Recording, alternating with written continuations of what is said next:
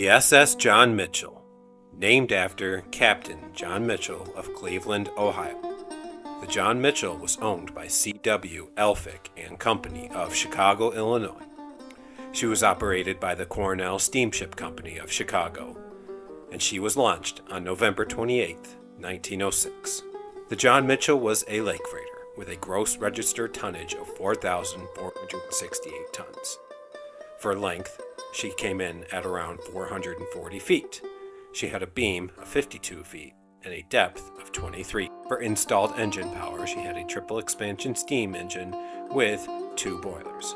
She could hold a capacity of about 7,500 long tons of cargo. She also had a notable sister ship, the William B. Davik, which is also known on the Great Lakes. The only known incident about the John Mitchell prior to her loss was on October 14, 1908, when she was loaded with a cargo of iron ore from Lake Superior Port.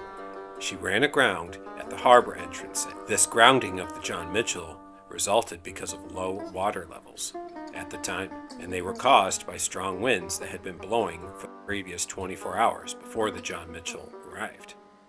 However, the John Mitchell sustained no damage and was freed by the tugs G.W. Naw and Tomlinson.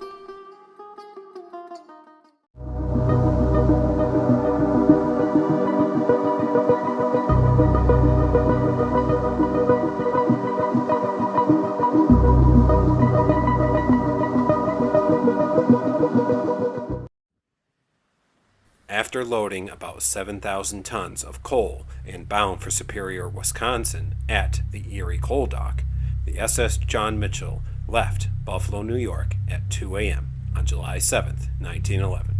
She was under the command of Captain John H. Macy. Also, in addition to Captain Macy, there were 33 passengers and crew, including 6 women and a small boy that was aboard the John Mitchell. Early on the morning of July 10th, the John Mitchell entered Lake Superior. As she was passing Ile Parnesier, she encountered fog, which heavily obstructed and thickened by the time she was passing Whitefish Point. Visibility dropped dramatically.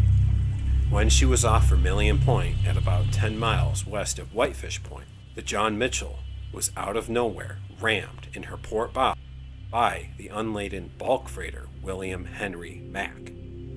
There was absolutely no time to avoid this collision, and with Captain Macy only managing to sound the John Mitchell's whistle once before William Henry Mack's bow cut deeply into John Mitchell's hull, it was over.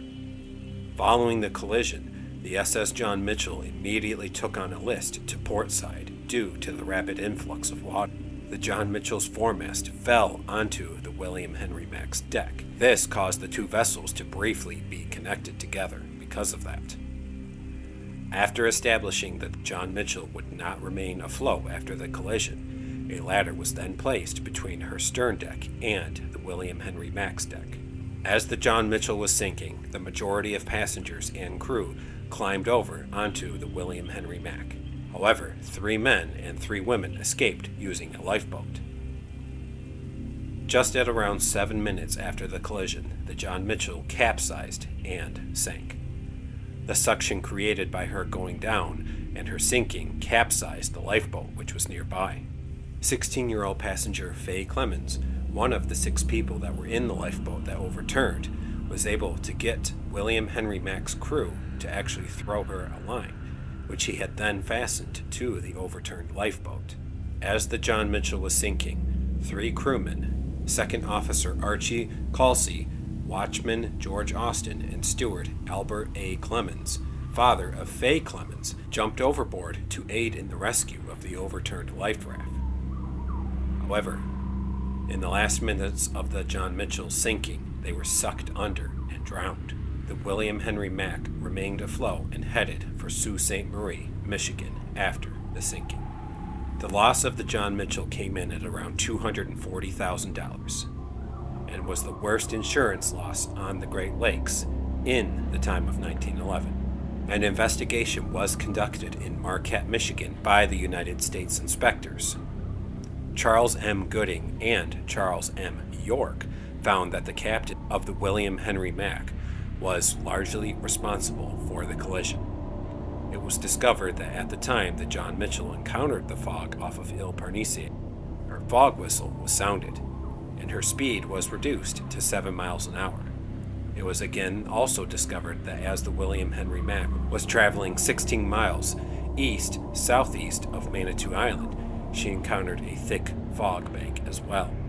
She too sounded her fog whistle, but she did not reduce her approximate speed of 12 miles an hour. Evidence was then given by Captain Macy and Captain Burnham regarding the fog signals conflicted between the two. Captain Burnham claimed that he sounded the correct passing signals, while also claiming he heard no signals from the John Mitchell. However, Captain Macy claimed that he as well exchanged the appropriate passing signals. All of this evidence that was given by the captains was also supported by their respective crews aboard each different vessel. Captain Macy's license was suspended for 30 days, while Captain Burnham's license was suspended for 12 months.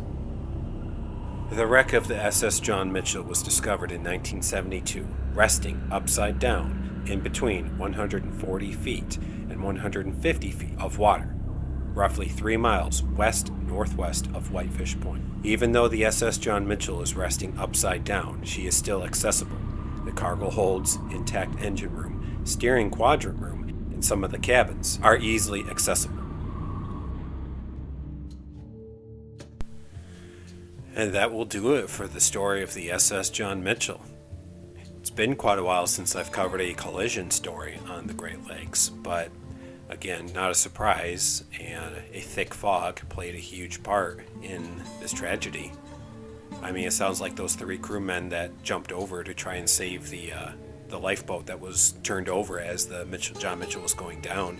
It sounds like they were showing incredible amounts of courage and were trying to help get everybody to the other vessel. But man, that must have been some force of suction as the ship was going down to drag them under with it, and unfortunately drowned with it.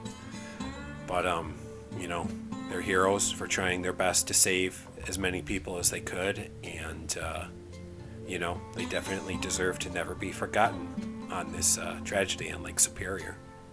But yes, that will do it for this story. I thank you so much for hearing it with me, and I look forward again to the next video with you guys on Songs of the Great Lakes. I'm hoping this is going to be a great new year with this channel and all the many stories and cool things that are coming. So until then, everybody, thank you so very much for your support, your comments, your love, everything. And God bless you all, and see you next time.